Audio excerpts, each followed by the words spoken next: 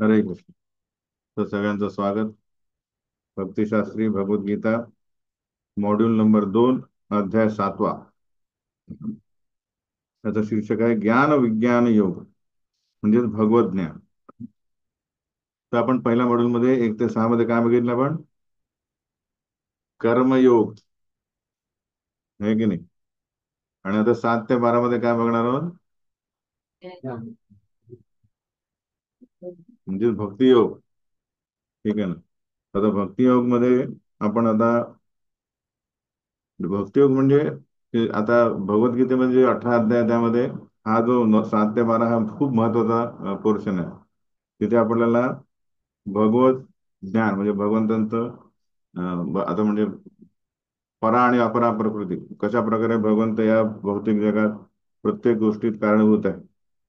सगळे जे आपण म्हणतो की भगवंत हे जसा परमात्मा रूपी प्रत्येक ठिकाणी उपस्थित आहे, त्यामुळे ते उपदृष्ट आणि अनुमंता प्रत्येक गोष्ट त्यांना ही माहीत आहे आणि प्रत्येक गोष्ट त्यांच्या अनुभूतीशिवाय काहीच होऊ शकत नाही. हे सगळं ज्ञान आपल्याला आणि भगवत आणि मेन की भगवंतांना त्यांचे भक्त किती प्रिय आहे हेही ज्ञान आपल्याला याच्यात मिळेल. म्हणजे कशा प्रकारे भक्ती योग म्हणजे काय सगळ्यात महत्वाचं आहे. भक्तांशी संबंध कसा आहे, आपण कसा व्यवहार करतो ते आपल्याला यात भगवंत अर्जुनाशी संवाद करताना सांगतो. तर भगवंत म्हणतात श्री भगवान वाच मय्या सक्त मना पार्थ योगम युंजन मदाश्रय असंशयम समग्रम माम यथा ज्ञास्यसि तच्छृणु. भगवंत म्हणतात की मय्या मय्य आसक्त मना पार्थ, हे पार्थ तुझं मन जे आहे मला माझ्याप्रती आसक्त कर. तेव्हा कुठे ते योगम युंजन मदाश्रय, तेव्हा कुठे ते. तर बेसिकली ही जी प्रोसेस आहे याच्यात 4 गोष्टी बघा. शृणू, शृणू म्हणजे श्रवण, श्रवण केलं तर कुठल्याही व्यक्तीबद्दल आपल्याला आसक्ती निर्माण होण्यासाठी आवश्यक काय? फर्स्ट थिंग, त्या गोष्टी त्या व्यक्तीबद्दल आपल्याला त्याचा आपण आश्रय घेतला पाहिजे. आश्रय आपण कोणाचा का घेऊ, कधी घेऊ? जेव्हा त्याच्याबद्दल आपल्याला कुठे शंका नसेल, आहे की नाही? कोणी म्हणेल की अरे तुम्ही हे गुरु घ्या, यांचा आश्रय घ्या, पण तुम्हाला डाऊट असेल तर तुम्ही त्यांचा आश्रय घेणार का? नाही. पण संशय जाणार कसे एखाद्या व्यक्तीबद्दल? ते जेव्हा आपण त्या व्यक्तीबद्दल ऐकू की हा व्यक्ती, त्याचे कॅरेक्टर्स काय, कॅरेक्टरिस्टिक गुण काय, म्हणजे अरे हा एकदम निर्दोष आहे, एकदम कंपॅशनेट आहे, जे काय असतो, आणि सगळ्यांना सुहृदम, सगळ्यांना तो मित्राप्रमाणे, तर आपल्याला कुठल्याच प्रकारचा संशय राहणार नाही. जेव्हा संशय राहत नाही तेव्हा व्यक्ती त्याचा आश्रय घेतो. उदाहरणार्थ, एखादा लहान मुलगा आहे तो आईचा आश्रय घेतो. का घेतो? त्याला संशय नाहीये की हे माझा देखभाल करेल की नाही, आहे की नाही? काही झालं तर तो पूर्णपणे आश्रय घेतो, कारण संशय नाही. आणि जेव्हा आश्रय घेतलाय म्हणजे काय होईल, हळूवारपणे तो आसक्त होतो. त्याला जसं लहान मूल आईशिवाय राहू शकत नाही, आसक्ती, आहे की नाही? तर त्याचप्रमाणे भगवंत म्हणतात माझ्याबद्दल तू श्रवण कर, तेव्हा कुठे काय होईल? संशय जातील. संशय जातील, तू माझा आश्रय घेतील आणि त्यानंतर तुला तुझं मन माझ्याशी मला पूर्ण आसक्त करायचं. तर ही प्रोसेस आहे. शृणू म्हणजे श्रवण करा. म्हणून भक्तियोगामध्ये आपले जे नवविधा भक्ती आहे त्यात सगळ्यात महत्वाचा पायरी काय? श्रवणम कीर्तनम विष्णू स्मरणम, है की नाही? श्रवण, त्या श्रवणाने होतं काय? तर प्रभुपाद तात्पर्यामध्ये लिहितात की शृण्वताम स्वकथा कृष्ण पुण्य श्रवण कीर्तन, ही भगवंतांची जी कथा आहेत, त्यांच्या लीला ज्या आहेत त्या इतक्या पुण्यवान आहेत, श्रवण करण्या योग्य आहेत की हृदय अंतस्तो ही अभद्र आणि विधून होती सुहृद स्वतः. या कथा रूपी स्वयं कृष्ण आपल्या हृदयात कानाद्वारेच प्रवेश करतात. कुठे? हृदयात. आणि हृदयामध्ये काय? आपल्या हृदयामध्ये अभद्र काय? हा, सर्व अनर्थ. कुठले अनर्थ आहेत? काम, क्रोध, लोभ, मद, मोह, मात्सर्य, हे जे अनर्थ आहेत हे अनर्थ का बरं आहे? अर्थ म्हणजे ज्याने आपल्याला काहीतरी प्राप्त होतं, पैसा दिल्यानंतर काय मिळतं. अनर्थ काय आहेत? याने आपल्याला काय मिळत नाही, उलट आपल्याकडचं सगळं जात आहे. आपलं स्वातंत्र्य जातं, आपली जी शक्ती जाते. तर ही विधुनोती. धुनोती म्हणजे धुणे, आणि विधुनोती म्हणजे विशेष रूपेण धुणे. तर कृष्ण स्वतः हे मदत करतात आपल्या हृदयातून अनर्थ जाण्यासाठी. त्यासाठी काय करावं लागेल आपल्याला? श्रवण जे आहेत हे लक्षपूर्वक एक कशा प्रकारे करायचं आहे? आश्रय घेऊन, आसक्तीने करायचं, की मला याच्याशिवाय गत्यंतर नाही. नष्ट प्रायशु अभद्रेषु नित्यम भागवत सेवया भगवती उत्तम श्लोके भक्तिर्भवती नैष्ठिकी. तर जसे जसे आपण हे कृष्ण कथा श्रवण करू, तेव्हा आपल्या जो भगवंतांप्रती एक जे संशय आहेत ते चालले जातात. तसेच नित्यम आपण समजा ही कथा श्रवण सुरू केलं तर काय होईल? भक्ती जी आहे ही नैष्ठिकी होईल. नैष्ठिकी म्हणजे निष्ठा येईल त्याच्यात.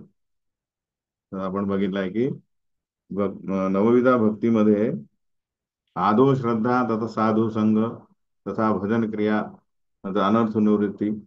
हे जे हे जे स्टेजेस आहे, अवस्था आहेत, या साधकाला एक एक एक एक पार करायचं.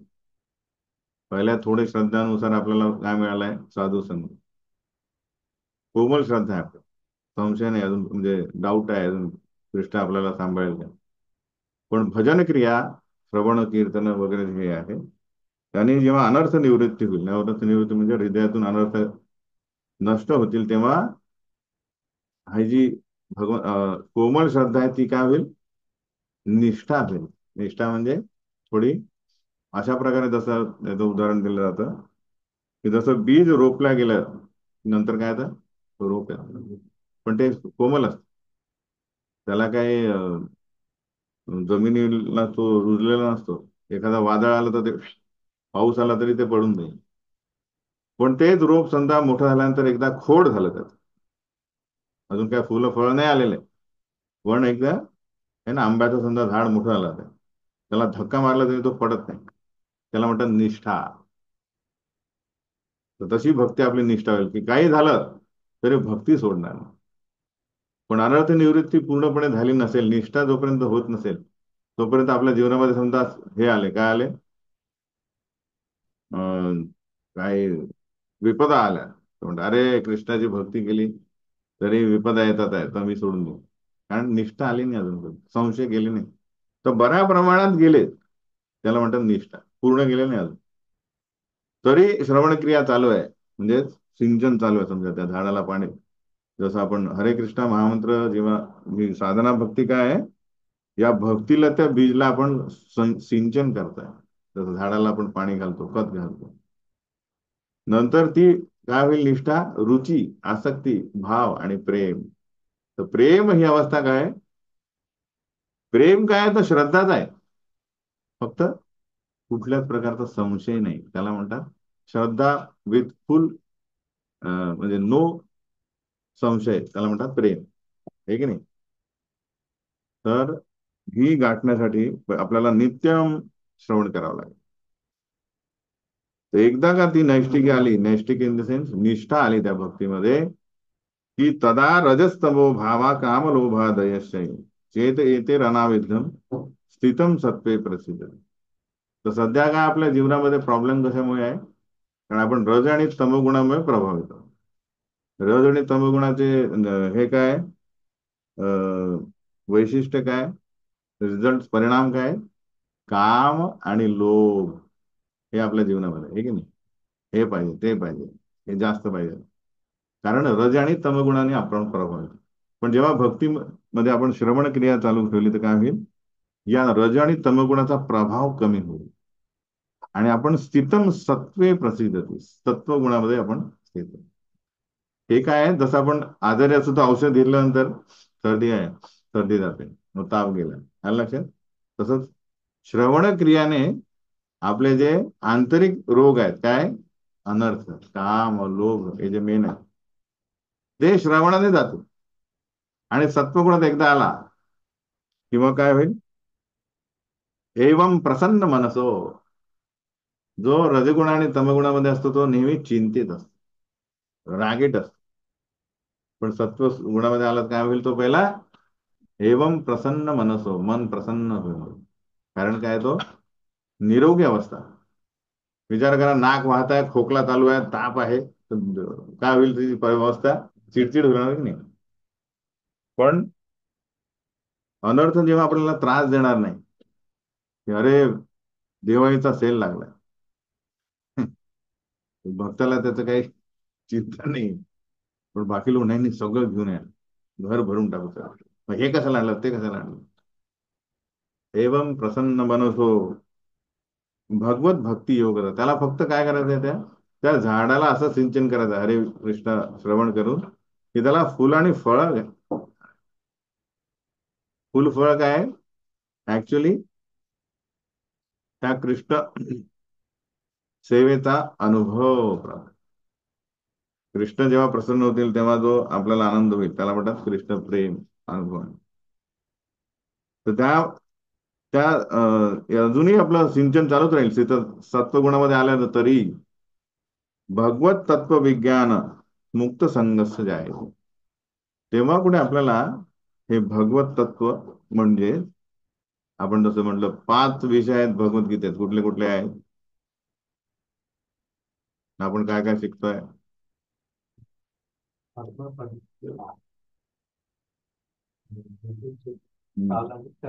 करेक्ट. तर फर्स्ट असं का, जीव. जीव आहे म्हणजे आपण सगळे आहे. मग ईश्वर कोण आहे, प्रकृती कोण आहे, काल कोण आहे, आणि कशा प्रकारे विविध कर्माने आपण बद्ध आहे. हे भगवत तत्व जे आहे ते म्हणजे काय, सगळं जाणणे. हे भगवत तत्व विज्ञान हे समजा आपल्याला कळालं की मी माझ्या कुकर्मामुळे या कालचक्रामध्ये, या भौतिक जगात काय झालेलं आहे, बद्ध झालेलो आहे. आणि मी जीव हा सदैव कृष्णाचा दास आहे. त्यामुळे मी कृष्णालाच प्रसन्न करण्याचा प्रयत्न केला तर माझे कर्म जे आहे अकर्म होतील, आणि काळाचा प्रभाव माझ्यावर पडणार नाही, आणि या प्रकृतीतून मुक्त संघर्ष जे आहे ते मी मला मुक्ती मिळेल. तर हे काय आहे? जसं एखादा रोगी पुरुष जसा हळूहळू तो म्हणला रे आजारी वेचन 2 पोळ्या खातात हो, ताकद नाहीये. पण निरोगी झाल्यानंतर तो संपूर्ण जेवण म्हणजे त्याचा बुद्धी चालू आहे, कार्यरत सदैव आहे. त्या प्रकारे जेव्हा जी मुक्त होतं म्हणजे काय होतं, तो तो सदैव एकच कार्य काय त्याचं, भगवत भक्ती योग. त्याला दुसरं कुठलं भौतिक कार्य नाही राहत. ते मामाच्या मुलीचं लग्न आहे, जसं काय ते लक्ष म्हणजे म्हणाचा अर्थ, हे सगळे सूट हे झालं. मेन काय, कृष्ण. मुक्त झाल्यानंतर कुठलेच भौतिक संबंध त्याला महत्वाचे वाटत नाही. आलं लक्षात. भिद्यते हृदय ग्रंथी छिद्यन्ते सर्व संशया, क्षीयन्ते चास्य कर्माणी दृष्ट एवात्मनीश्वरे. त्या वेळेस जेव्हा त्याला भगवत तत्व ज्ञान झालं, त्यावेळेस त्याला कुठल्याच प्रकारचा संशय राहत नाही. कारण आपण या भौतिक जगात आलोच कशाला आहे, संशय. कृष्ण कोण आहे, कृष्ण कशाला बॉस आहे, मी का नाही, मी का नाही करू शकत. तर हे सर्व जाऊन काय होईल, आपली कर्म शृंखला जी आहे, आपले हजारो करोडो अब्जो म्हणजे अगणित आपले जे कर्म फळ आहेत, रिॲक्शन्स आहेत, ते वेट वेट करतात आहे. कधी फलित होतील आणि कुठल्या कुठे कुठल्या प्लुटो किंवा बृहस्पती किंवा कुठल्या या प्लॅनेटवर आपल्याला जन्माला मिळेल, किंवा अधोगतीला जाऊ जिथे असेल. ते सर्व काय होईल, क्षीयन्ते चास्य कर्माणि. भक्ती योग हा काय करतो, सर्व कर्माणि निर्दहती च भक्ती भाग. सर्व चांगले वाईट कर्म जाळून टाक. नो मोर शरीर. कारण काय, आंतरिक स्थिती झालेली आहे कृष्णमय. तर मग बाहेरील आवरण भौतिक कशाला हवंय? हे कृष्ण काय करतात आहे, चेतो दर्पण मार्जन. आपल्या हृदयातील जो आरसा आहे तो पूर्ण साफ होऊन आपण दृष्ट एवात्मनी ईश्वर. सर्वप्रथम आपण आपलं दर्शन घेऊ, ऍक्च्युली मी असा दिसतोय. आता आपल्याला वाटेल की मी स्त्री आहे, तुम्ही पुरुष आहे, काळा आहे, गोरा आहे, ठेंगणा आहे, जे काय असं. पण ऍक्च्युअली आपलं दर्शन आपल्याला माहित नाही आत्मा काय, कोण आहे, कसा दिसतोय. कारण काय केलेलं आहे, हे अनर्थ रूपी आपण आवरण घातलेलं आहे. ते भक्तियोगाने जेव्हा गेले तेव्हा सर्वप्रथम आपण पहिलं दर्शन स्वतःचं की कोण. आणि जेव्हा आपण आपलं दर्शन घेतो त्याच हे दोन्ही सायमल्टेनियस आहे. कृष्ण पण हृदयात आहेत, म्हणजे आपण आपल्या म्हणजे कृष्णाचं पण दर्शन घेतो. आलं लक्षात? अशा प्रकारे ही श्रवण क्रिया ही सगळ्यात महत्वाची आहे, जी सतत चालू आहे. जसं तू म्हणाला मला पीक पाहिजे, बागायती पीक पाहिजे, पण पाणी मी नाही घालणार, महिन्यातून एकदा घालणार, कुठले फुल आणि फळ येणार. त्याला सतत रोज त्याचं बघावं लागेल. आणि हे आहे का, फेन्स आहे का, काही कीटक येतात आहे का, पाणी आहे का, आलं लक्षात? तेव्हा कुठे फळ येणार. त्याचप्रमाणे भक्तीमध्ये व्यवस्थित लक्षपूर्वक कृष्ण कथा श्रवण करणे खूप आवडते. ज्ञानम तेहम स विज्ञानम इदम वक्ष्यामि अशेषतः यज्ञात्वा नेह भूयो अन्यत् ज्ञातव्यम अवशिष्यते. कृष्ण म्हणतात की प्रत्यक्ष ज्ञान आणि दिव्य ज्ञान हे दोन्ही प्रकारचे ज्ञान मी तुला पूर्णपणे सांगतो. हे जाणल्यावर तुला आणखी काही जाण्याचे शिल्लक राहणार नाही. तर कृष्ण आता एक मित्र म्हणून होते आता, पण आता कृष्ण काय एका काउन्सिलर प्रमाणे सांगतात, कुठला डाऊट सोडणार नाही तुला. तर पूर्ण ज्ञानामध्ये काय येतं, प्राकृत जगाचं ज्ञान आणि त्यामागील आधारभूत चेतन तत्व आणि दोहोंचे उगमस्थान यांचा समावेश होतो. तर हे सगळं ज्ञान कृष्ण सांगणार आहे. आणि कृष्ण म्हणतात आहे की हे ज्ञान जाणणारा कोण आहे, मनुष्याणाम सहस्रेषु कश्चित यतती सिद्धये यतताम अपि सिद्धानाम कश्चिन माम वेत्ती तत्वतः. ही ऍक्च्युली सहस्रावधी मनुष्यांपैकी एखादा सिद्धी प्राप्त करण्याचा प्रयत्न करतो. विचार करा, तुम्ही विचारा, असं इंटरव्ह्यू घ्या, सगळीकडे जा, म्हणा तुम्हाला मुक्ती पाहिजे का, मुक्ती पाहिजे का, मुक्ती पाहिजे. म्हणजे पागल झाला हप्ता म्हणजे हे म्हणा तुम्हाला काय पाहिजे, म्हणतात मला सॅलरी पाहिजे, मला हे पाहिजे, मला सुट्टी पाहिजे स्वित्झर्लंड, म्हणजे कोण तुम्हाला सांगितलं, हजारांमधनं एकही सांगणार नाही की मुक्तीसाठी प्रयत्न करू. म्हणून म्हणलं सहस्त्रावधी मनुष्याणाम सहस्रेषु कश्चित यतती सिद्ध आहे. एखादा व्यक्ती म्हणेल हो हो मला सिद्धी प्राप्त करायची. आणि यततामपि सिद्धानाम, हे जे समजा पकडले आपण एक एक एक एक करून जगातून हजारो लोक समजा आणले ज्यांना इच्छा आहे सिद्धीची, यततामपि सिद्धानाम कश्चिन माम व्यक्ती तत्व, त्यातला एखादा व्यक्ती मला जाणू शकतो. म्हणजे किती आहेत हे, शुल्लक आहे. प्रयत्न करणारच नाहीये. एवढी टफर बॅच आहे समजो की 100 मार्काचा पेपर आहे आणि त्याचा हायएस्ट मार्क आहे 30 मार्काचा. टॉपर कोण आहे, 30 मार्काचा. आलं लक्षात? आणि प्रयत्न करणारे किती आहेत मग, म्हणजे येणारच नाहीये कोणी. 100चा बॅच आहे, त्यात येतातच 30 आहे, सपोज सॉरी 30 येतात आहे आणि त्यातला टॉपर आहे 10, 10 ने 5, कसं होईल, तसं आहे ते. म्हणून कृष्ण म्हणतात आहे की या सिद्धी प्राप्त करणाऱ्या मनुष्यांपैकी एखादा मला तत्वतः जाणू शकतो की कृष्ण कोण आहे. एवढं हे ज्ञान जे आहे हे दुर्मिळ आहे. सामान्यतः मानव हा आहार निद्रा भय मैथुन याच्यातच सगळा जीवन तो, हेच आपलं कर्तव्य आहे, हे तो जाणून त्याच्यातच आनंद प्राप्त करतो. आणि त्यापैकी एखादा निघाला तर तो म्हणतो ठीक आहे, ज्ञान योग ध्यान योग योग पद्धतीने धरून मानसिक, ठीक आहे मी फिलॉसॉफर बनतो, किंवा मग भगवंत काय आहे तर निराकार आहे. पण साकार रूप पूर्ण पुरुषोत्तम सच्चिदानंद विग्रह एक व्यक्ती आहे, त्याच्याशी मी सेवा करून आनंद प्राप्त, हे खूप दूरचं ज्ञान आहे. लोक याच्यापर्यंत पोहोचूच शकत नाही लोक. तर ते आपल्याला सहज मिळत आहे प्रभुपादांच्या कृपेने, हे की नाही. तर हे आपल्याला समजायला पाहिजे. आता कृष्ण म्हणतात काय हे ज्ञान, फर्स्ट भूमिरापो नलो वायु खम मनो बुद्धिरेव च अहंकार इति यम्मे भिन्ना प्रकृतीरष्टदा.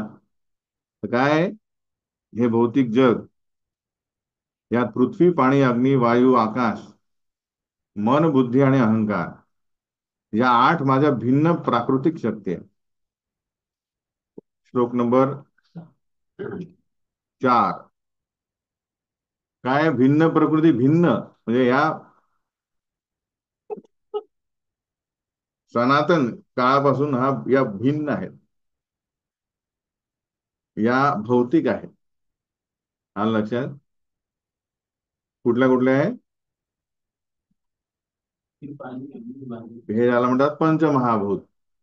आणि मन बुद्धी अहंकार, आठ लिहून टाका याला. हे जे आहेत हे अपरा प्रकृती म्हणतात. त्याला काय म्हणतात? प्रश्न येईल तुम्हाला, परा प्रकृती आणि अपरा प्रकृती काय? अपरा प्रकृती काय? आठ प्रकारच्या आहेत. या सदैव काय आहेत? भिन्न आहेत भगवंतांपासून. कारण या प्राकृतिक आहे. प्राकृतिक इन द सेन्स, जसं उदाहरणार्थ आपण या बिल्डिंग मध्ये बसलेलो आहोत. ही बिल्डिंग कशाने बनलेली आहे? विटा, माती, पाणी, जे काय असेल, रंग, कलर, टाईल्स, आणि याच्यात आपण बसलो. याचा काही एक संबंध आपल्याला चिपकलेला आहे का? हे निघताना अरे दोन चार विटा माझ्यासोबत आल्या, असं आलंय का काही? कारण त्या भिन्न आहे आपल्यापासून. समजलं की नाही? त्याच प्रकारे जीव हा या आठ पेक्षा वेगळा आहे. पण तो म्हणतो नाही नाही, या विटा माझ्या, या टाईल्स माझ्या आहेत. तर तो देव घर घेऊन फिरत राहतो इकडे तिकडे. हे लक्षात?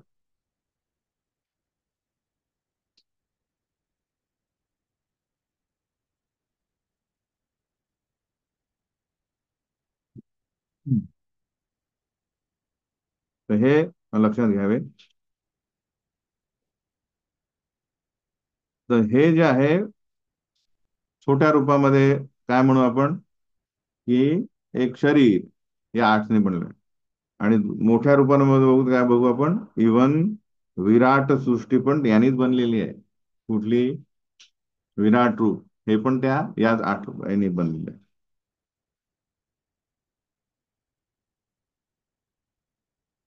ओके. नेक्स्ट आपण जेवढं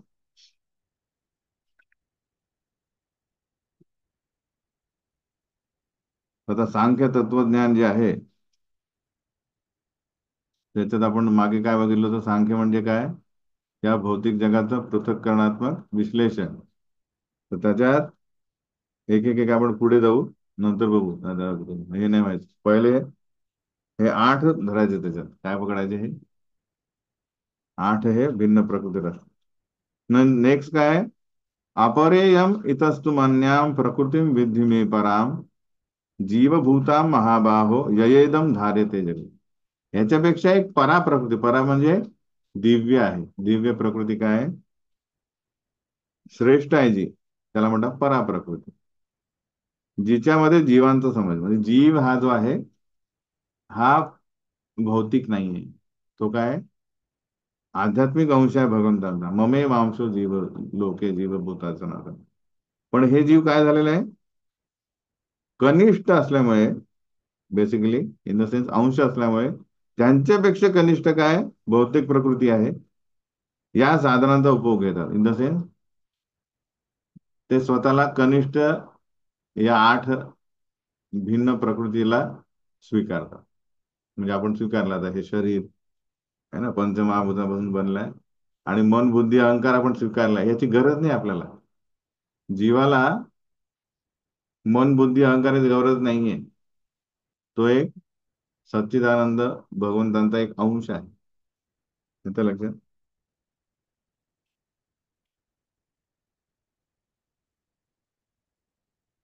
तर पराप्रकृती काय आहे? जीव. हम्म.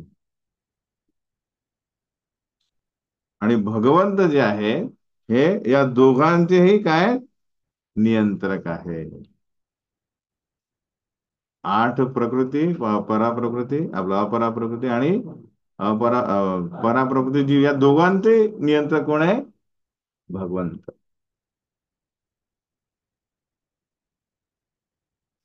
सगळे त्यांच्या नियंत्रणाखाली आहे. जीव हा भगवंतांची शक्ती असल्यामुळे त्याचे कशा प्रकारे त्याचा संबंध आहे? तो गुणात्मक दृष्ट्या भगवंतांसारखाच आहे, पण परिमाणात्मक दृष्ट्या तो खूप अणू आहे.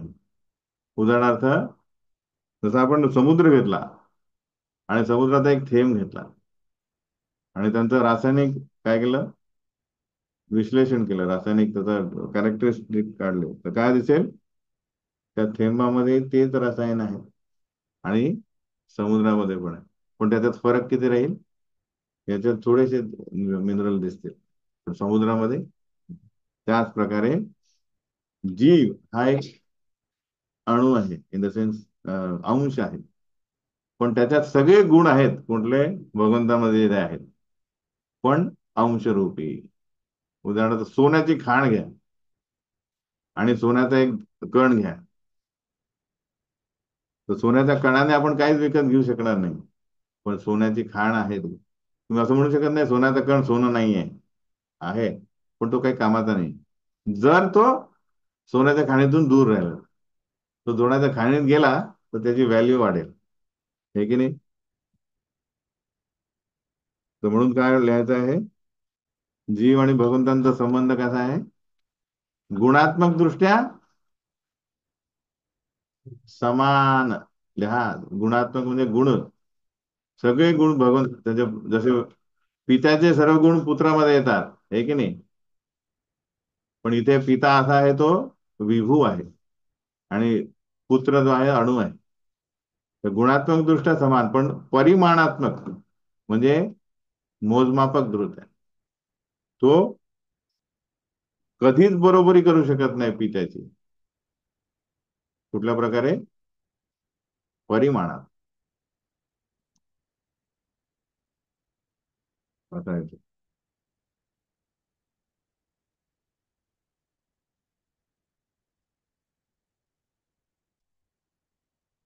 तर जेव्हा या जीवाचं भगवंतांबद्दलचा आपला जे संबंध आहे तो त्याला विस्मरण होतं की मी दास आहे, तर तो जेव्हा म्हणतो मी बॉस आहे, तेव्हा कुठे काय होतो, तो या अपरा प्रकृतीचा आश्रय घेतो. कोणाचा आश्रय घेतो, भौतिक जी कनिष्ठ आहे, हे की नाही. तुमचे कपडे महत्वाचे की तुम्ही महत्वाचे, पण आपण काय म्हणतो, माझा शर्ट नाही झाला पाहिजे, काय झालं, याला म्हणतात दुर्बुद्धी, म्हणजे फुलिशनेस, काय म्हणतात त्याला, बॅडनेस. की आपण आपल्या कपड्यांना जास्त व्हॅल्यू देत आहे, तर त्याच प्रकारे आपण आत्म्याला व्हॅल्यू देत नाही, शरीराला. शरीर व्यवस्थित झालं पाहिजे, कटिंग 1000 रुपये गेले तर चालतील, पण मस्त हेअरस्टाईल बनवा. जीव तिथे मरतोय इकडे, नाही, आत्मा म्हणतो मला काही खाद्य मिळत नाही, थोडं तू चुपच. कारण काय, तो ज्ञान नाही आहे. त्यालाच म्हणतात मायाशक्तीचा प्रभाव, जेव्हा तो हा संबंध विसरतो. म्हणून हे ज्ञान आपल्याला आवश्यक. एतद योनिनी भूतानि सर्वाणि ती उपधारया, अहम कृष्णस्य जगतः प्रभव प्रलयस्तथा. सर्व सृष्ट प्राणीमात्रांचा उगम या दोन शक्तींमध्ये होतो. आता आपल्याला घ्या, हत्ती घ्या, डायनासोर घ्या, किंवा तो अमिबा घ्या, किंवा उंदीर घ्या, किंवा मुंगी घ्या, या सगळ्यांमध्ये काय दिसणार तुम्हाला, हे दोन तत्व दिसतात. कुठले, अपरा आणि परापरा. फक्त काय दिसेल, वेगवेगळ्या याच्यात दिसते. बिल्डिंग काही धारावीमध्ये आहेत, काही साऊथ मुंबईमध्ये आहे, काही न्यूयॉर्कमध्ये आहे, वेगवेगळे असतील की नाही. काही एक मजली आहे, काही 10 मजली. न्यूयॉर्कमध्ये 102, म्हणजे 100 200 पण असतील, हे की नाही. पण आहेत किती, ते तेच आहेत, लाकडाचे जे काय ज्याचं बनलं आहे तो. त्याच प्रकारे डायनासोर असो किंवा मुंगी असो, त्याच्यातही अपरा प्रकृती दिसते. या जगामध्ये हे काही भौतिक आणि आध्यात्मिक आहे, त्यांचा उत्पत्ती करता, जे काही भौतिक आणि आध्यात्मिक आहे, त्याचा उत्पत्ती करता आणि प्रलय करता मीच आहे, हे निश्चित द्या. म्हणून या भौतिक जगात आपल्याला एक काय दिलेले आहे, संधी दिलेली आहे. ठीक आहे, बॉस होण्याचा प्रयत्न करा, माझ्या अनुपस्थितीत तुम्ही आनंद भोगण्याचा प्रयत्न करा, पण हे जग संपुष्टात पण मी आणतो. प्रलय, परत सृष्टी निर्मिती, प्रलय, निर्मिती, हे कोण आणतं, कृष्ण म्हणतो मी.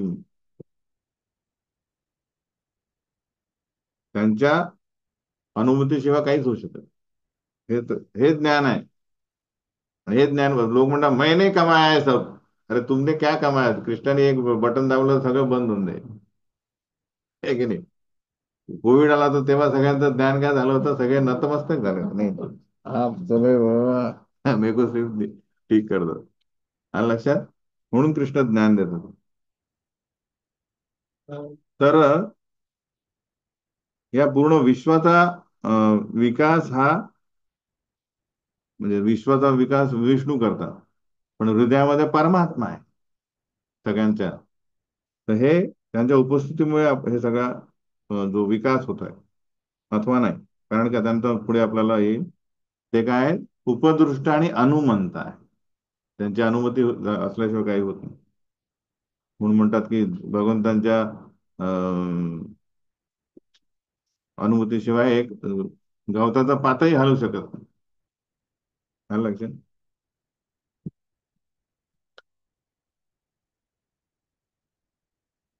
तर लोक म्हणते अरे मैं नाही बनाया कारखाना, मी बांधला, मी 1000 मजली बांधला.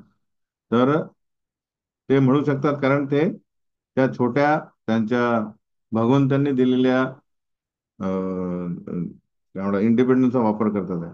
परंतु परंतु ते विराट ब्रह्मांडाच्या निर्मितीला कारणीभूत असू शकत नाही. हे की नाही? तर लहान मुलगा म्हणेल मी किल्ला बांधला किंवा मी हे केलेलं, पण त्याला काही व्हॅल्यू नाही. वर्ड मोठे देतील का त्याला व्हॅल्यू? की तो फ्लॅट तू बनवला, मी 200 रुपयात घेतो, तर मिळणार आहे का ते? त्या प्रकारे विराट या सृष्टीसमोर आपली निर्मिती तुच्छ आहे. हे की नाही? म्हणून कृष्ण आता सगळ्या सगळ्या जीवांची तुलना करतात. मत्त परतरम न अन्यत किंचित अस्ति धनंजया, मयी सर्वमिदम प्रोतम सूत्रे मणिगणा इव. काय म्हणतात आहे भगवंत? म्हणून हे धनंजय, माझ्याहून श्रेष्ठ असे दुसरे कोणतेही तत्व नाहीये. आपण किती तत्व बघितले मागच्या मॉड्यूलमध्ये? 5. अरे ते तत्व नाही, जीवतत्व. जीवतत्वात सर्वश्रेष्ठ व्यक्ती कोण आहे? ब्रह्मदेव. जर किती टक्के असू शकतात त्याच्यात कृष्ण, त्यांच्यामध्ये कृष्णाचे हे क्वालिटीज?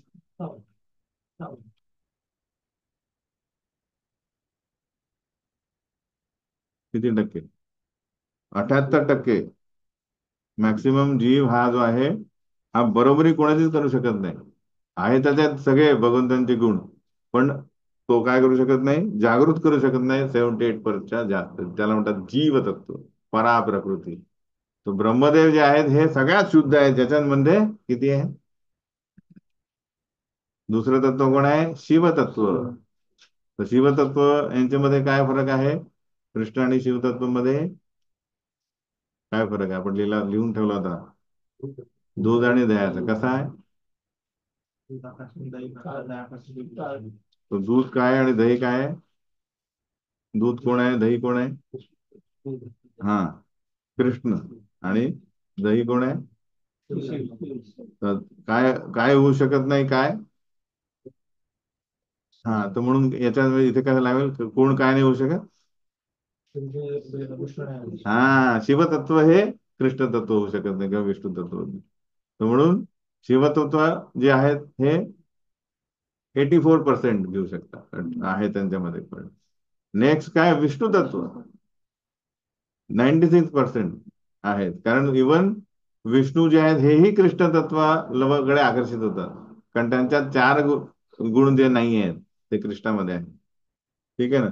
आता आता हे जे 3 आहे, जीवतत्व, विष्णू तत्व आणि शिवतत्व, यांच्यापेक्षा हेही कोणीही भगवंतांपेक्षा श्रेष्ठ नाही. म्हणून म्हणतात भगवंत मत परतरम अन्यत, माझ्यापेक्षा श्रेष्ठ कोणीच नाही. आणि कसे काय मग हे सगळे उपस्थित आहे? यांचं अस्तित्व कसं आहे बाकीच्यांचं? हे 3 तत्व दोऱ्यात ओवलेल्या मण्यांप्रमाणे सर्व काही माझ्यामध्ये आश्रयित आहे. तर सगळं काही जे आहे, जे सगळं परा अपरा सगळे हे त्या मनाच्या धाग्यामध्ये असतात सगळे. धागा काढला की सगळे विसरत येतात. म्हणून तसं कृष्ण जो आहेत मेन काय, धागा, त्यांच्यावर सगळे ओरलेले आहे. त्यांच्यावर आश्रित आहे. म्हणजे मणी आश्रित असतात धाग्यावर, त्याचप्रमाणे सगळं काही जे आहे हे कृष्णावर आधारित आहे. लिहून ठेवा.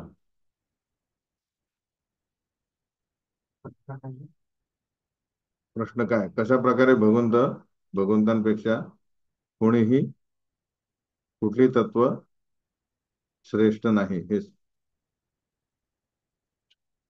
आणि त्याला दुजोरा देताना आपण पहिलेच म्हटलं आहे एक, की नित्यो नित्यानां चेतना चेतना नाम, हा एक श्लोक मी तुम्हाला सांगितला होता पहिले, की सनातन काळापासून सगळे जीव हे भगवंतांवर आश्रित होते, आहेत आणि राहतील. आपल्या आधी पण जीव जे आहे ते भगवंतांकडनं सगळं घेत होते, आता आपण घेतो आहे. आणि नित्य मुक्त झाल्यावरही आपल्याला भगवंतच पाळणार आहे. ठीक आहे.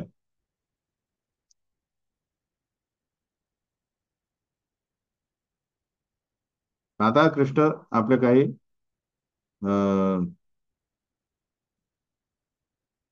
शक्त्या सांगणार आहे. रसोहम अप्सु कौन्तेय प्रभास्मि शशि सूर्ययो प्रणव सर्व वेदेषु शब्दखे पौरुषम नृषु. हे कोणते आहे? पाण्यातील रस मी आहे. आता आपण बघतो की पाणी जे आहे त्याच्यात एक काय रसतत्व आहे. आपण म्हणणार आहे पाण्याला चव नाहीये, म्हणजे काय, तिथल्या पाण्यात क्षार आहे, हे की नाही. पण जे ऍक्च्युअल पाणी आहे जे आहे त्याचं जे रसतत्व काय आहे, भगवान म्हणतात मी आहे. प्रभास्मी शशी सूर्य, चंद्र आणि सूर्याचा प्रकाश जो आपल्याला आवश्यक आहे ना, तर आपण जगू शकत नाही. सूर्यप्रकाशाने काय होतं, सगळं जीवन, आय मीन ऊर्जा मिळते सगळीकडे. चंद्रप्रकाश काय करतो, मन शांत ठेवतो. बेसिकली मनासाठी आवश्यक आहे. आणि जे भाज्यांमधलं रसतत्व तो चंद्र देतो, चंद्रातून कृष्ण देतो. म्हणजे कृष्णातून चंद्रात येतं, चंद्रा थ्रू. जे आता समजा काय भाजी आहे, समजा वांग्यातील रस किंवा जे काय, ते कुठून येतं, टेस्ट ती चंद्रातून येते. प्रणव सर्व वेदेषु, वैदिक मंत्रामधील ओंकार मी आहे. शब्द काय, पौरुषम, आकाशातील शब्द मी आहे. आणि मनुष्यांमधील सामर्थ्य मी आहे. आपण म्हणून मी करतोय, पण ते सामर्थ्य कुठून येत आहे, भगवान म्हणतात मी आहे ते.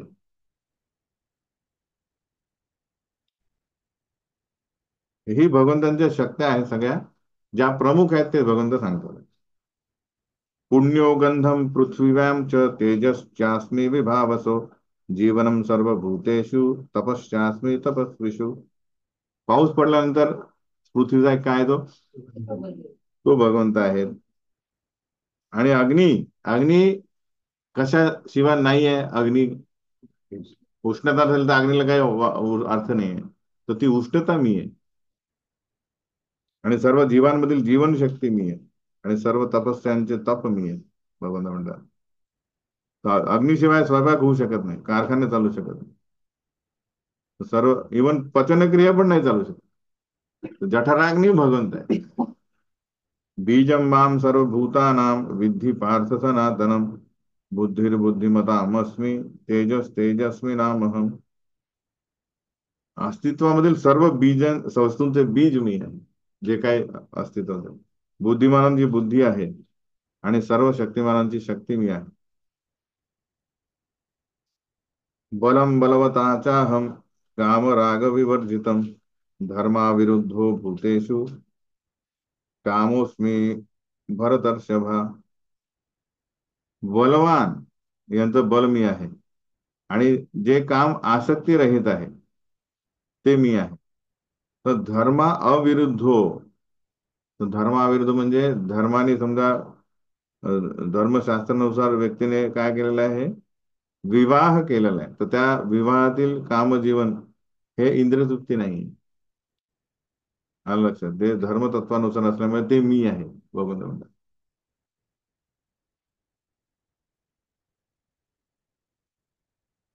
तर काय 4 श्लोक आहेत, तुम्हाला लिहायचं आहे की भगवंतांच्या विविध शक्त्या कशा उपस्थित आहेत त्या लिहा. 8, 9, 10, 11. ठीक आहे. थोडक्यात की कुठल्या कुठल्या भगवंत आपल्या शक्तीनुसार कुठे कुठे उपस्थित आहे.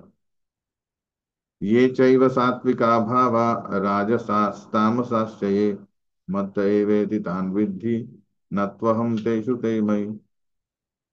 तर सात्विक, राजसिक किंवा तामसिक हे सर्व भाव माझ्या शक्तीनेच अभिव्यक्त होतात. ते इव्हन आपण या 3 काय म्हणतात त्याला, दोऱ्यांनी बांधलेलं आहे माहिती आहे ना आपण. प्रत्येक कुठला आहे तो, सात्विक, राजसिक, तामसिक. हेही भगवंतांची शक्ती आहे. चाबूक आहे ते 3, पण ते पकडले आहे मायाने. पण माया कोण आहे? भगवंतांची सेविक आहे. एका दृष्टीने मी सर्व काही आहे, परंतु मी स्वतंत्र आहे. मी प्राकृतिक गुणांच्या अधीन नाही, उलट तेच माझ्या अधीन आहे. तर होतं काय की आपण या भौतिक जगात आहोत, आपल्यावर 3 गुणांचा प्रभाव आहे. आणि जेव्हा म्हणतो की अरे कृष्ण पण वृंदावन मध्ये आलेत, यशोदा आणि नंद महाराजांचे पुत्र आले, म्हणून अरे हा, मग ते पण 3 गुणामध्ये आहेत. लोक काय म्हणतात, आणि ते आमच्यासाठी सारखेच आहे. म्हणून भगवान म्हणतात नाही, मी स्वतंत्र आहे. मी गुणांच्या अधीन नाही आहे, ते माझ्या अधीन आहे. पण लोकांना हेच समजत नाही की कसं काय शक्य आहे. जसं उदाहरण, जेव्हा जीजस म्हणजे एक विचार करा, जीजस म्हणजे एक भगवंताचे प्रतिनिधी आहे, किंवा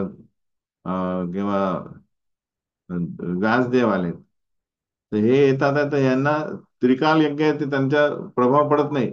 पण लोक मानत नाहीत. जीजसना काय केलं त्यांनी, तेवढं मी स्वतंत्र आहे, त्यांना सूर्य याच्यावर चढवलं. कारण ते म्हणतात अरे दाखवा आमच्यासारखेच आहेत तुम्ही.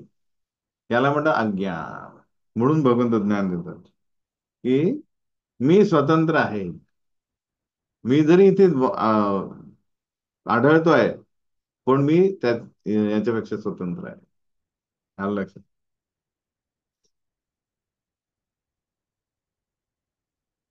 त्याचं उदाहरण दिलेलं आहे की कसे श्रीकृष्ण गुणांच्या अधीन नाहीये.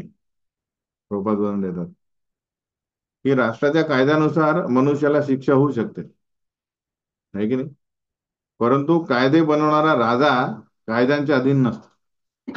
कारण तोच बनवत आहे ना कायदा, आहे की नाही. त्याला ती जबाबदारी आहे, ती त्याला एक अ, अधिकार आहे तो. त्याचप्रमाणे भौतिक प्रकृतीचे सत्व आणि रज आणि तम हे गुण श्रीकृष्णांपासून निर्माण होता, म्हणून ते त्यांच्यावर प्रभाव पडत नाही. उदाहरण लिहून टाका. ठीक आहे. कसे काय श्रीकृष्ण हे गुणांच्या अधीन नाहीये. म्हणजेच लोक त्यांना, आपण त्यांना निर्गुण म्हणतो. निर्गुण म्हणजे गुण नाहीत असं नाही, त्यांच्यावर गुण प्रभाव पाडत नाही, म्हणून ते निर्गुण आहे. ठीक आहे, मार्क करून ठेवा, नंतर लिहा. हे 3 गुण काय आहेत? त्रिभिर गुणमयेर भावेर इभे एभि सर्वमिदं जगः मोहितम नाभिजानाति मामेभ्य परम अव्ययम.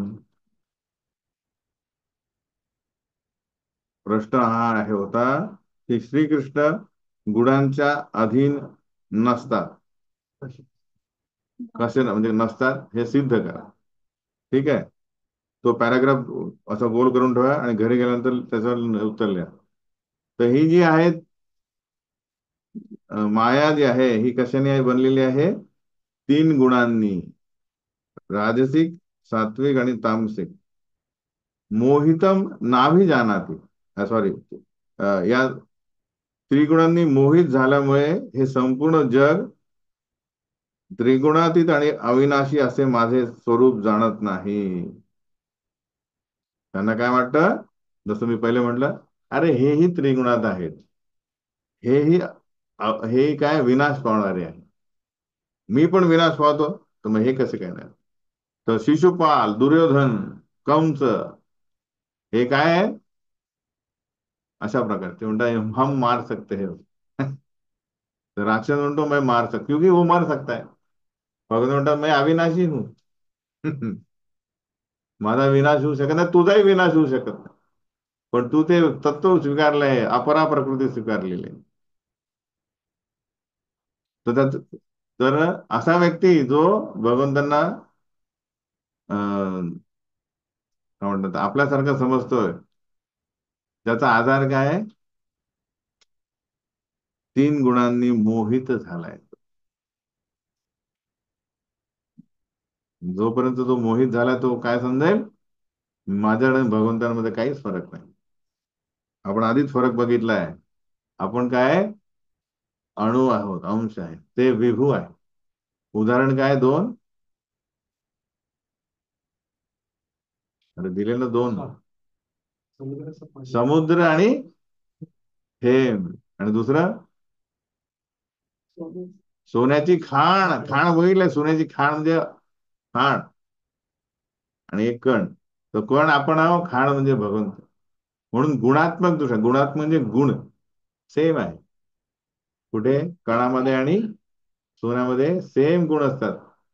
24 कॅरेट. पण एक कण विकायला गेला तर 1 रुपया मिळेल. खाण विकले तर त्याचे पैसे मोजता येणार नाही. म्हणून अणु आणि जीव आणि कृष्ण याच्यात फरक आहे. तर गुणात्मक आणि परिमाणात्मक हे दोन प्रश्न हे लक्षात ठेवायचे. ओके. तर अशा प्रकारे व्यक्ती हा भगवंतांचं जे अस्तित्व आहे त्रिगुणातीत, अतीत, त्रिगुणांच्या पलीकडे आहेत भगवंत. अविनाशी आहेत.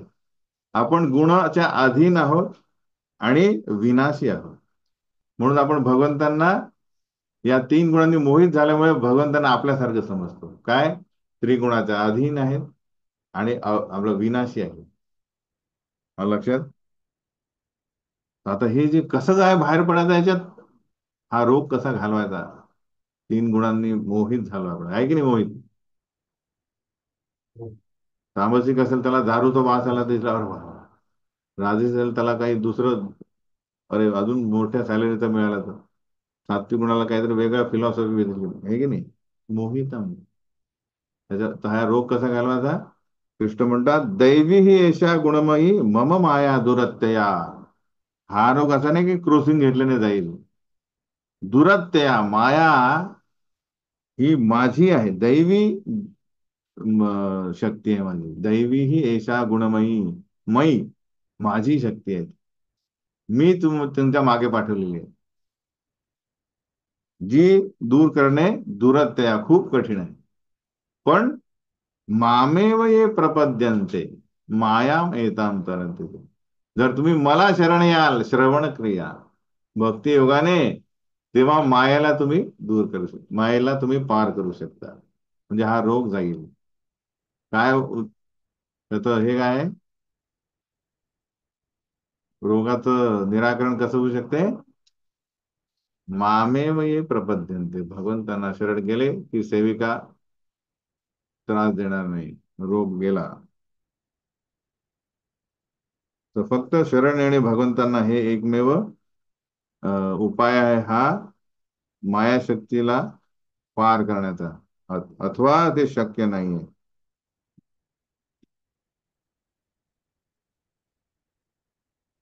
तर हा जो तीन गुण जे आहे हे का दोराप्रमाणे, गुणाला दोर पण म्हणतात, दोर.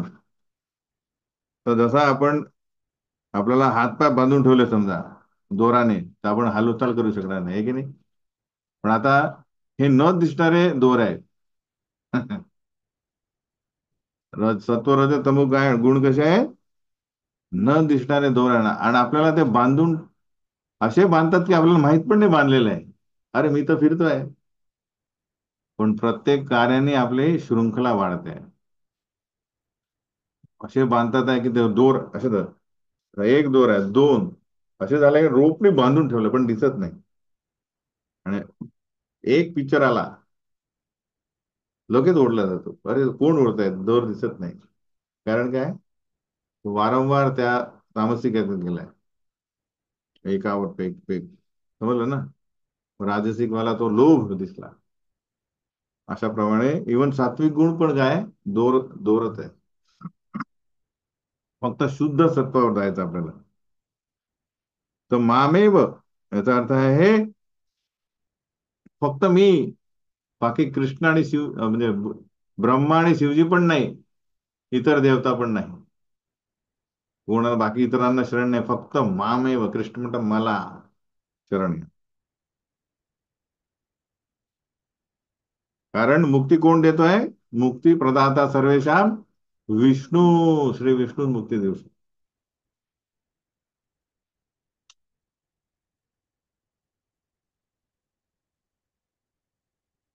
विष्णू एव न संशय, याच्यात काही संशय नाही, तर फक्त विष्णू आणि कृष्ण यांना म्हणजे बेसिकली यांना शरण जाणे आवश्यक.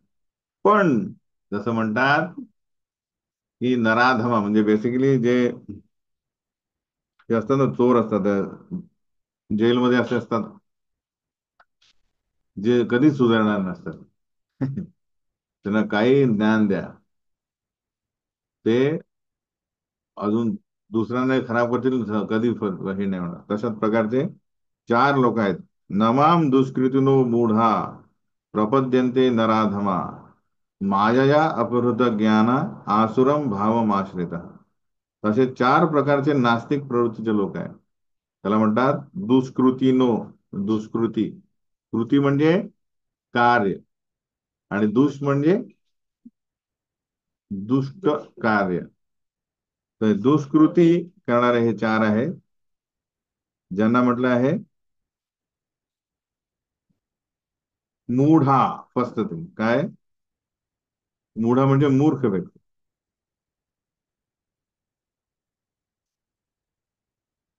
तर प्रभुपाद प्रत्येकाचं विश्लेषण देतात. मूढ व्यक्ती, तर दुष्कृत्य म्हणजे नास्तिक बुद्धी आणि प्रयत्न हे चुकीच्या दिशेने गेलेल्या व्यक्ती, त्याला म्हणतात दुष्ट, दुष्ट प्रवृत्तीचे लोक. तर मूढ म्हणजे एखादा गाढवाप्रमाणे कार्य करणारा. पेज नंबर 438, की गाढवाला माहित आहे की गा चारा सगळीकडे फुकट आहे, तरी तो खूप काम करतो आणि मग त्याचा मालक त्याला चारा देतो, तोंडारे मालकाने चारा दिला. अशा प्रकारचे लोक असतात जे सकाम करणाऱ्यांना मूर्ख म्हणतात. हा लक्षात, ही कठोर तपश्चर्या करायची नंतर इंद्रिय तृप्ती प्राप्त करणे, याला म्हणतात मूढ. ठीक आहे. भार, आता याला, याचं उदाहरण आहे ओझे वाढणारा गाढव. नेक्स्ट आहे दुष्कृतीनो. तर दुष्कृतीनो इन द सेन्स दुष्ट लोकांचा प्रकार, याला म्हणतात नराधम. आणि नंतर माया या अपहृत ज्ञान आणि आसुरम. तर नराधम म्हणजे काय? की नर म्हणजे मनुष्य, अधम म्हणजे नीच. तर हे लोक जे आहे, या लोकांना सर्व प्रकारचं ज्ञान आहे, सामाजिक राजकीय दृष्ट्या सगळं काही ज्ञान आहे. हं? पण एकच गोष्ट नाही आहे, ते कुठल्याच प्रकारचं धर्मतत्व पालन करत नाही. त्याला म्हणतात नराधम. इन द सेन्स जे उच्च पोस्टवर आहे, पण ते काय त्याला काय करत नाही, त्याचा धर्मासाठी वापर करत नाही. त्याला म्हणतात नराधम. नर अधम, नरामध्ये अधम.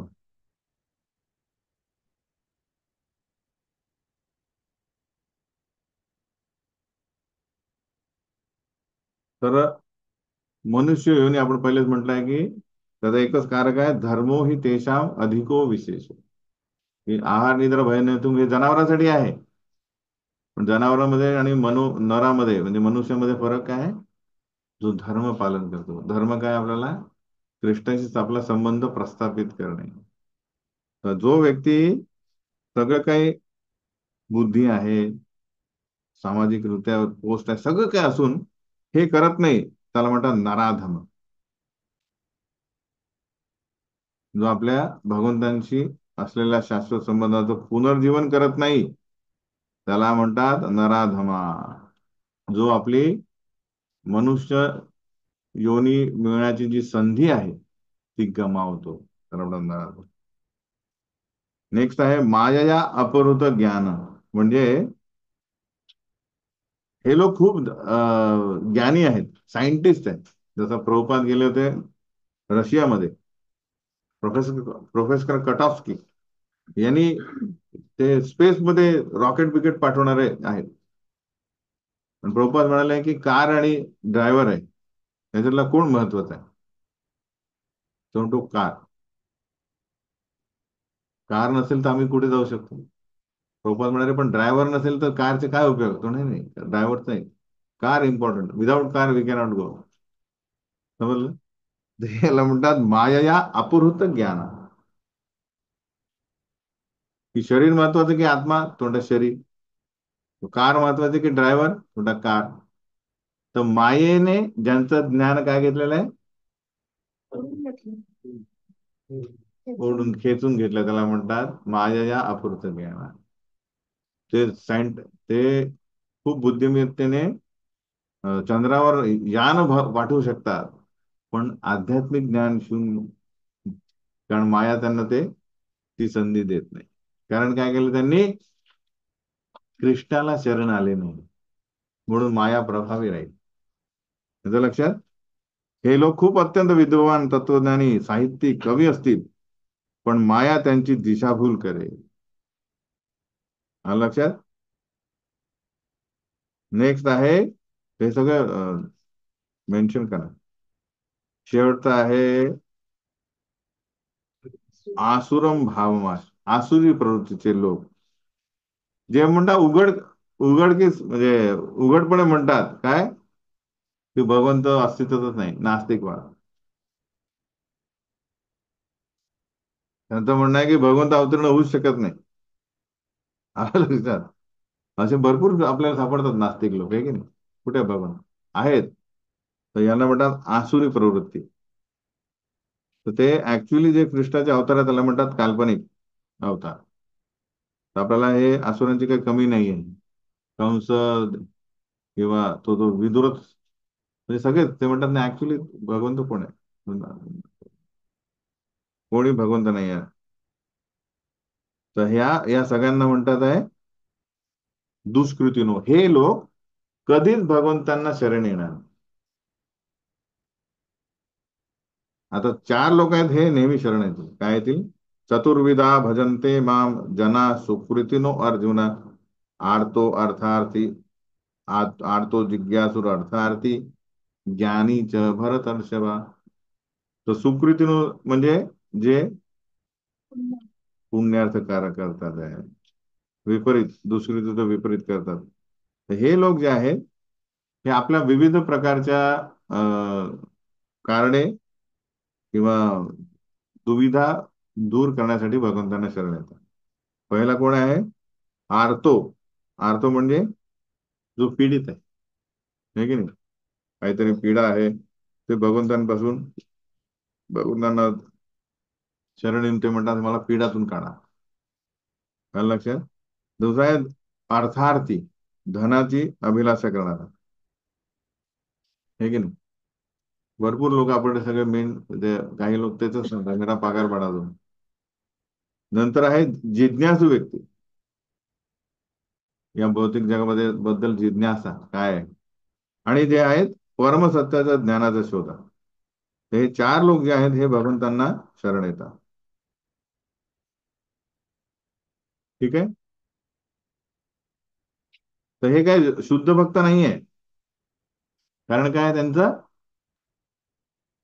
हेतू आहे काहीतरी जाणण्याचा, इच्छापूर्ती करण्याचा आहे. पण हळुवारपणे हे चार लोक जे आहेत हे शुद्ध भक्तांच्या संगतीत राहून शुद्ध भक्त बनतील. हे की नाही? आपण पण या चार मध्येच होतो. काही अर्थ होते, काही अर्थार्थी, काही जिज्ञासू, काय ज्ञानी, हे की नाही? पण भक्ताच्या संपर्कात येऊन आपले सकाम जे इच्छा होत्या त्या पूर्ण होऊन, आता काय आपण भक्ती म्हणजे काय? जी अन्य अभिलाषिता शून्यम ज्ञान कर्मार्जन अनावृतम अनुकूलेन कृष्णानुशीलनम भक्तिरुत्तम. तर हा श्लोक आपल्याला पुढे भक्ती रसामृत सिंधू मध्ये येईल. बेसिकली हे चार जे आहेत हे शुद्ध भक्त होऊ शकतात. तर भगवंत म्हणतात तेषाम ज्ञानी नित्ययुक्त एक भक्तीर विशिष्यते प्रियो ही ज्ञानीनो अत्यर्थम अहम सच मम प्रिय. या चार पैकी जो ज्ञानी आहे आणि नित्य भगवत भक्तीमध्ये युक्त होतो तो सर्वोत्तम आहे, कारण मी त्याला अत्यंत प्रिय आहे आणि तो मला अत्यंत प्रिय आहे. तर अशापैकी जो ज्ञानी भगवत भक्तीमध्ये काय होतो, हळुवारपणे युक्त होतो, तो भगवंतांना प्रिय आहे, तो बेस्ट आहे म्हणतात. पण भगवंत इतके उदार आहेत, ते काय म्हणतात आहे की उदारा सर्व एवेते ज्ञानी तू आत्मेव मे मतम आस्थित सही युक्तात्मा मामे वानु तमाम गती. भगवंत काय म्हणतात आहे की हे माझ्याकडे येतात आहे, त्यामुळे हे उदार आहेत. ऍक्च्युली उदार कोण असतो, जो आश्रय देतो. पण भगवंत म्हणतात नाही, ऍक्च्युली ते माझ्याकडे येतात आहे म्हणून ते उदार आहेत. उदारा सर्व एवेते, निसंशय हे भक्त सर्व उदार आहेत. परंतु जो माझ्या ज्ञानामध्ये स्थित झालाय त्याला मी माझ्या स्वतःप्रमाणेच मानतो. तर विचार करा, हे जे ज्ञान आपण आहे बघतोय सातव्यापासून, हे ज्ञान समजा आपल्याला अवगत आलं तत्वतः भगवंतानंतर, तो भगवंत म्हणतो मी त्याला स्वतःप्रमाणे ट्रीट करेल. विचार करा, आपण करतो कोणाला, म्हणजे नवरा बायको करत असेल की ना एकमेकांना, म्हणजे आपली हे असतं काय म्हणतात जॉईंट अकाउंट, म्हणजे माझे आपले एक समान म्हणजे जॉईंट अकाउंट म्हणू शकतात आहे की नाही. कोणी काढू शकतो साईन काढली तर. तो कृष्ण विचार करा, साईन दिलेली आहे त्यांनी, फक्त आपण केले की चेक पास. त्यासाठी काय पाहिजे, हे तत्वज्ञान माहित पाहिजे बेसिकली. माझ्या दिव्य सेवेमध्ये युक्त झाल्यामुळे तो नक्कीच माझ्या सर्वोच्च आणि सर्वोत्तम लक्ष्याची प्राप्ती करतो. तर हे ज्ञान म्हणजे तो संबंध पुनर्स्थापित करण्यासाठी तो एकमेव प्रयत्न करतो. तर हे आहे भगवंतांशी संबंध प्रस्थान करणाऱ्या भक्ताशी भगवंतांचा आदान प्रदान स्नेहाचा. ते अजूनपर्यंत झालंही नाहीये, पण तू प्रयत्न करतोय ना, हे घे, सगळे पॉवर ऑफ अटर्नी देतो तुला, आहे की नाही. आणि बहुनाम जन्मनाम अंते ज्ञानवान माम प्रपद्यते वासुदेव सर्वमिती स महात्मा सुदुर्लभ. अनेकानेक जन्म आणि मृत्यूनंतर ज्याला वास्तविक ज्ञान होते, तो मी अस्तित्वातील सर्व गोष्टींचे कारणांचे कारण कारण असल्याचे जाणून मला शरण येते. म्हणजे विचार करा किती कठीण आहे. शरणागती आपण म्हणतो, शरणागती, शरणागती म्हणजे गंमत नाहीये. शरणागती म्हणजे आपण म्हणतो मी गुरु मैं आपको शरण आया हूं, पण गुरुने म्हटलं जा तू तिकडे प्रचार कर, तो तिकडे नाही, गुरुजी इकडे जातो. शरणागती म्हणजे जे म्हणतं ते करा. तर कृष्णालाही शरणागतीला काय लागतात, अनेक अनेक जन्म मृत्यूनंतर वास्तविक जेव्हा ज्ञान प्राप्त होईल की ऍक्च्युली कृष्णाबद्दल संशय नाही, पूर्ण आश्रय, तेव्हा आसक्ती होईल की हा यांनी बोलला, गुरुमुख पद्म वाक्य चित्ते ते करे, याला म्हणतात शरणागती, है की नाही. असा महात्मा अत्यंत दुर्लभ आहे, जो वासुदेवम सर्वमिती, जो म्हणतो कृष्ण सर्वस्व आहे. त्याला भरपूर काय लागतं, शरणागती, तेच म्हणजे प्रयत्न. त्यासाठी काय लागेल, श्रीकृष्णांची कृपा.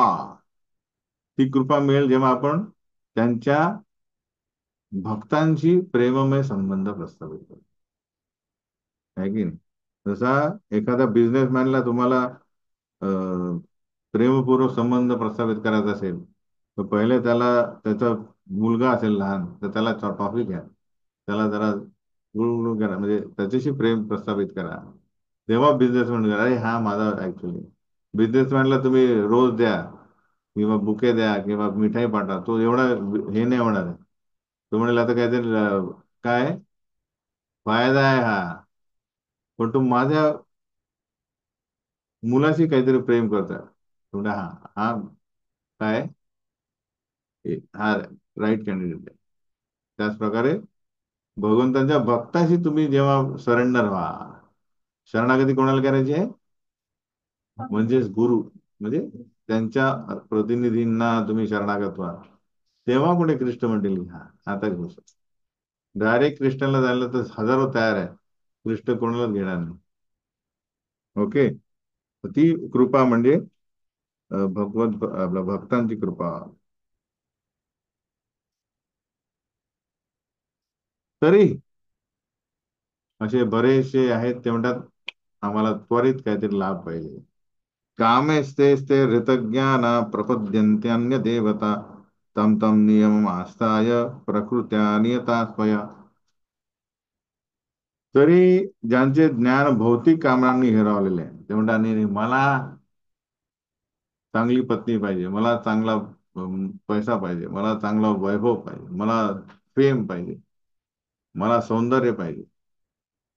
म्हणजे जे काय आपल्या भौतिक कामनांनी ज्यांचं मन काय झालेलं आहे, ज्ञान हिरावलेलं आहे. कामेच ते हृत ज्ञान हृत म्हणजे बांधून खेचलेलं आहे. ते अन्य देवदेवतांना शरण जातात आणि आपल्या स्वभावानुसार आराधनेच्या विशिष्ट विधिविधानांचे पालन करतात.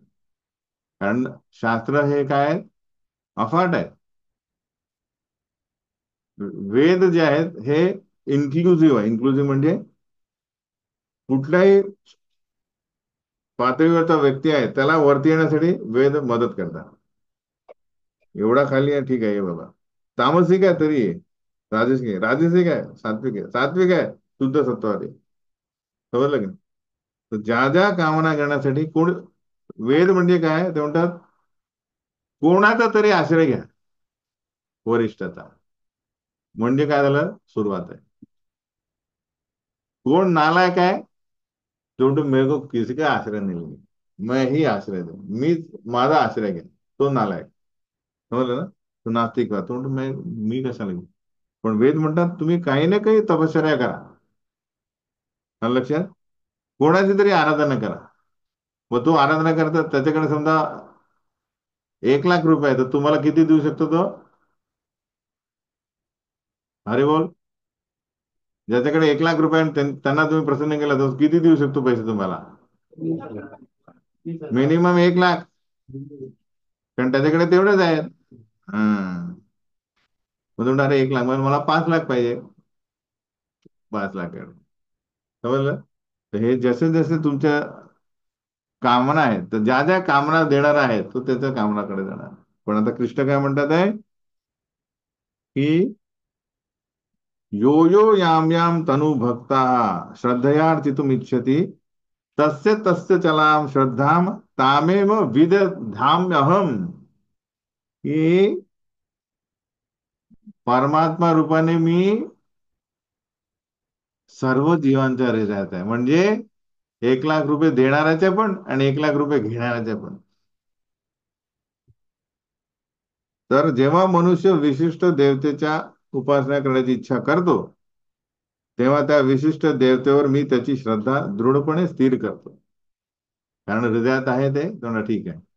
तुला माझ्याकडे नाही यायचं याच्याकडे जायचं का, तर श्रद्धा स्थिर करतो जा. जेणेकरून तो त्या देवतेची उपासना करण्यात स्वतःला समर्पित करेल. काय करेल? समर्पण, शरणागती. कारण ती हळूवारपणे वाढत जायला पाहिजे. म्हणजे तो निरोगी आपला रोग जाता येतो. रोगी म्हणजे मेरे को कोई नहीं चाहिए, नो समर्पण, मेरे को समर्पण करो. म्हणजे तो रोगी व्यक्ती. तर इथे काय दिसलेलं आहे, भगवंत सुविधा करतात. हे झाला ठीक आहे, जाऊ दे तू करायचे ना कर पूर्णपणे, तो श्रद्धेने करेल. 6 महिने, 1 महिने, सोमवार गुरुवार शनिवार जे काय करायचं ती श्रद्धा भगवंत काय करतात आहे दृढ करतात. म्हणून प्रभुपाद लिहितात भगवंतांच्या इच्छेविना गवताचे पातेही हालत नाही. त्यामुळे तुम्ही कोणाची पूजा आराधना पण नाही करू शकणार जर भगवंत त्याची अनुमती देणार नाही.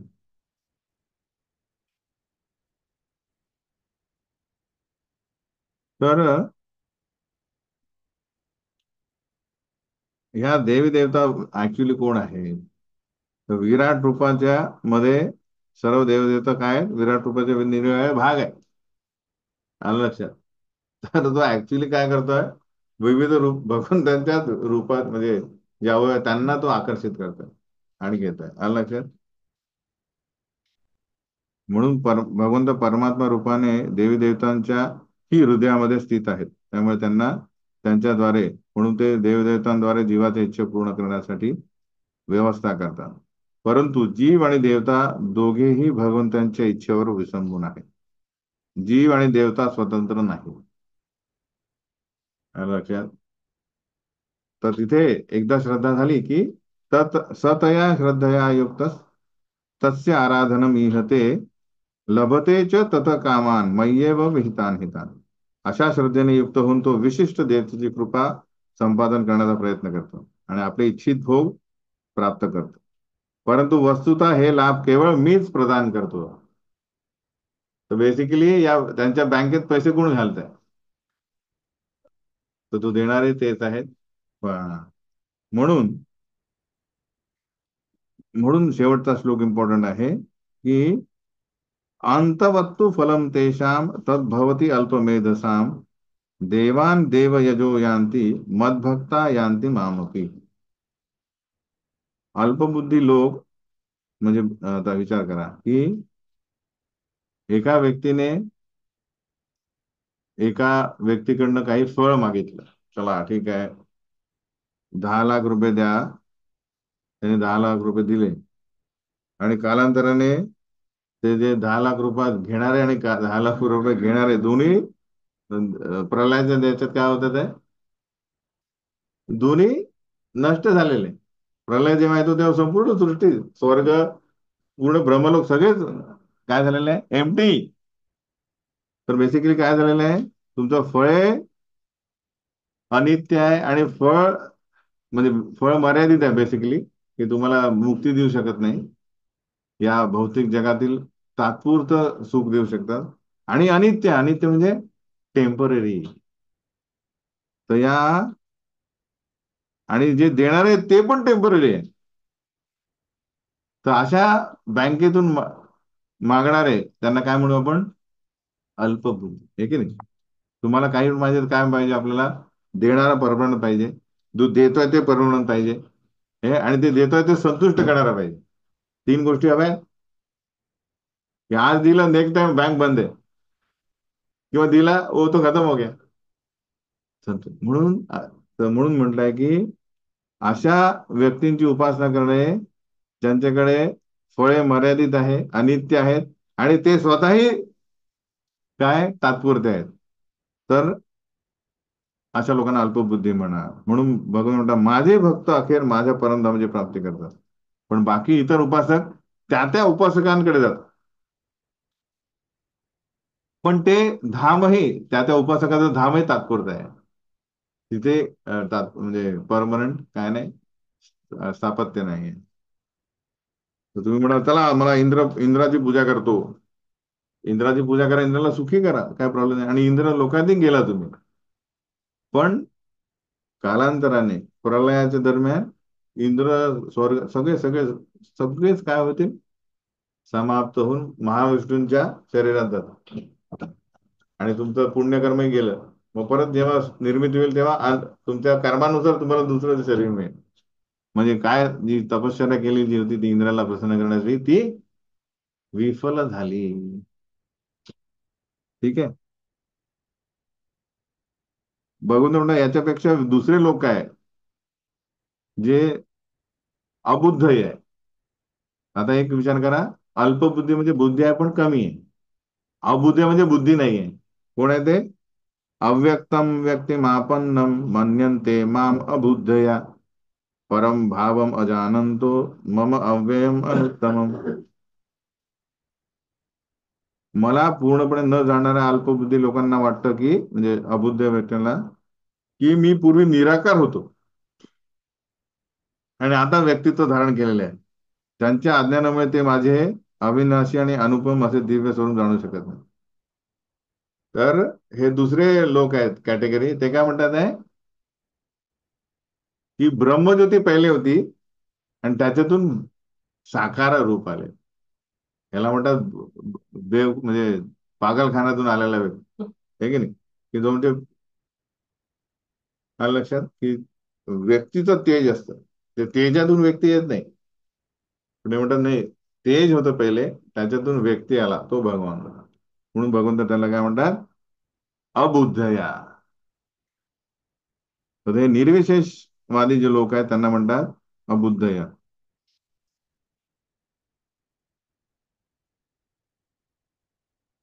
तर हे जे आहेत हे त्यांच्या या विविध उपासकां जे आहेत त्यांच्यापेक्षाही अबुद्ध म्हणजे डेंजरस, म्हणजे कमी बुद्धीचे समजलं जातं.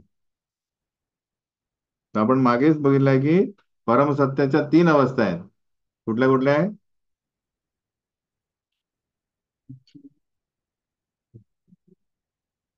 परमसत्याच्या अवस्था, ब्रह्मन, परमात्मा, कशा आहेत त्या? खालून वरती ब्रह्मन, परमात्मा, भगवान. तर सगळ्यात महत्वाचं काय, कुठली अवस्था जाणणे आवश्यक आहे? भगवान. ज्याने भगवान अवस्था जाणली त्याने ऑटोमॅटिक परमात्मा आणि ब्रह्मण अवस्था जाणलेली आहे की नाही?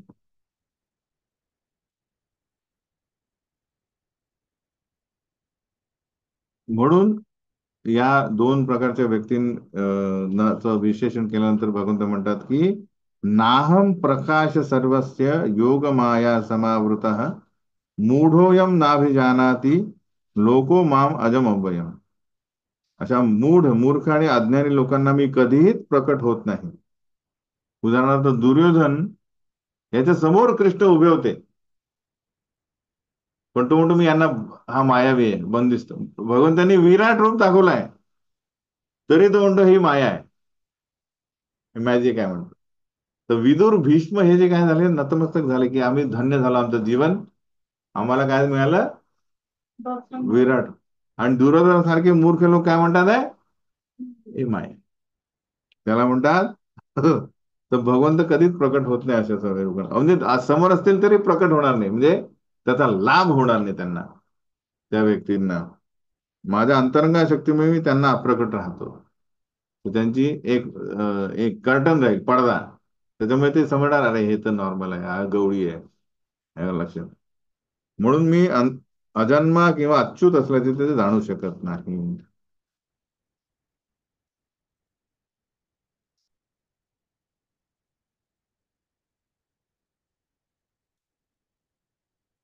प्रभुपाद लिहितात की विद्वान, वैज्ञानिक किंवा पंडित या भौतिक जगाचं किंवा या लोकांच्या अणुरेणूचेही परीक्षण करू शकतील, परंतु तुम्ही त्यांच्या समोर जरी उपस्थित झाला तरी ते तुमच्या शक्तीचे अनुमान काढू शकणार नाही. हे म्हणतात आहे कोण? ब्रह्मदेव. की भगवंतांना जाणणे हे खूप खूप कठीण आहे. त्यांच्या कृपेमुळे, कृपेशिवाय किंवा त्यांच्या भक्तांच्या कृपेशिवाय हे शक्य नाही. आता कृष्ण म्हणतात आहे की वेदाहम समतीतानि वर्तमानानि चार्जुन भविष्यानि च भूतानि माम तू वेदन कश्चन. तर कृष्ण अर्जुनाला सांगतात की मी पुरुषोत्तम भगवान आहे. भूतकाळात घडलेले सर्व काही, वर्तमान काळात घडत असणारे सर्व आणि भविष्य काळात घडणारे सर्व काही मी जाणतो. मी सर्व जीवांना जाणतो, पण मला कोणीही जाणू शकत. त्यामुळेच आपण बघतो की भगवंत म्हणतात आहे की मी हे ज्ञान कोणाला दिलंय? वेवस्वान याला दिलंय. अर्जुन म्हणतो अरे मला तर दिसला नाही तुम्ही, थोडे मला सगळे जन्म मला माहित आहे, तुला माहित नाही. पण आपण जेव्हा मृत्यूनंतर आपलं पूर्वीचा जन्म सगळे कार्य विसरतो, पण भगवंतांचा जन्मच नाहीये, त्यामुळे त्यांना सगळे काही माहित आहे. त्यांचा जन्म नाही ना मृत्यू नाही, जे अजन्म आहे. म्हणून त्यांना कुठल्याच गोष्टीचं विस्मरण नाही. म्हणून या भौतिक जगात आपण कशा प्रकारे बद्ध होतो? इच्छा द्वेष समुत्थेन द्वंद्व मोहेन भारता सर्वभूतानि सम्मोहम सर्गे यांती परंतप. हे परंतप, इच्छा आणि द्वेष यापासून उद्भवणाऱ्या द्वंद्वाने मोहित झाल्यामुळे सर्व जीव मोहामध्ये जन्म घेतात. तर आपल्या म्हणजे कृष्ण सांगतात की आपला बेसिक रोग काय, काय रोग आहे आपला बेसिक? इच्छा आणि द्वेष. या गोष्टी प्राप्त करायच्या आहेत आणि या गोष्टी प्राप्त करण्यामध्ये अडथळा हा आहे किंवा ही आहे. हे समजा काढलं आपण, तर या भौतिक जगात आपल्याला जन्म घेण्याची काही गरज नाही.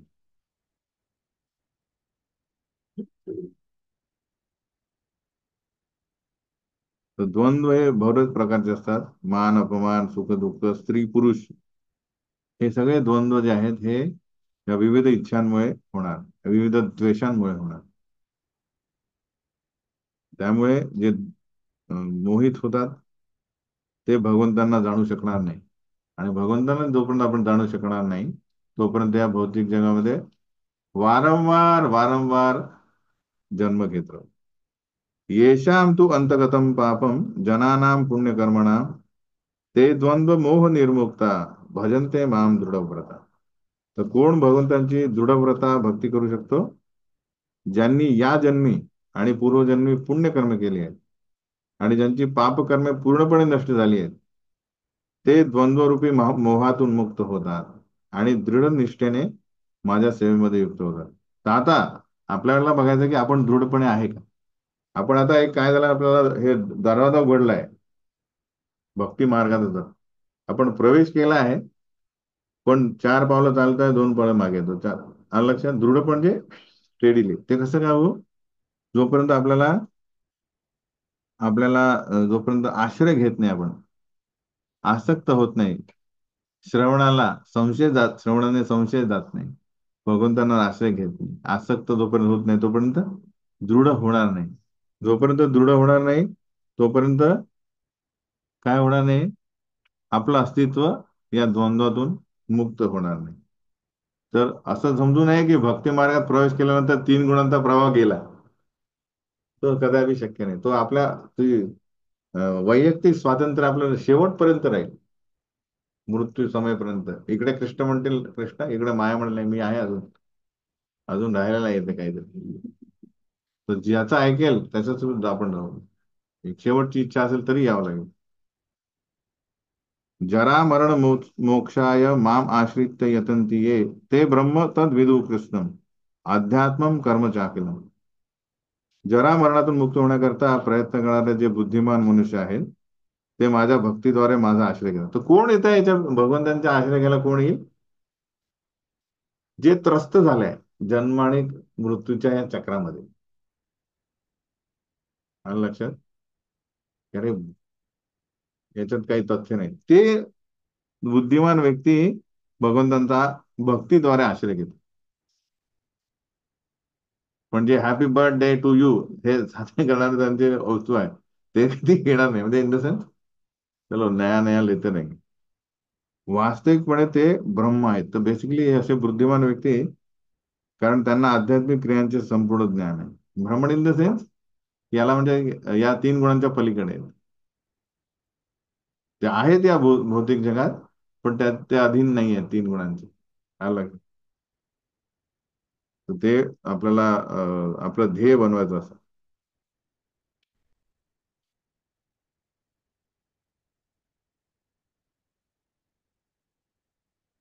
साधी भूतादी दैवम माम साधी यज्ञम चये विदुः प्रयाण काले पिचत माम ते विदु युक्त चेतसा.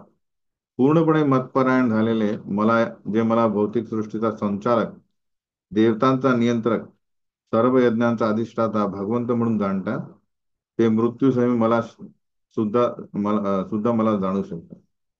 तर बेसिकली हे मतपरायण म्हणजे संपूर्णपणे भगवंतांना शरणागत झालेले व्यक्ती भगवंतांना सृष्टीचा संचालक, संपूर्ण देवतांचे नियंत्रक आणि सर्व यज्ञांचा अधिष्ठाता म्हणून जाणतात.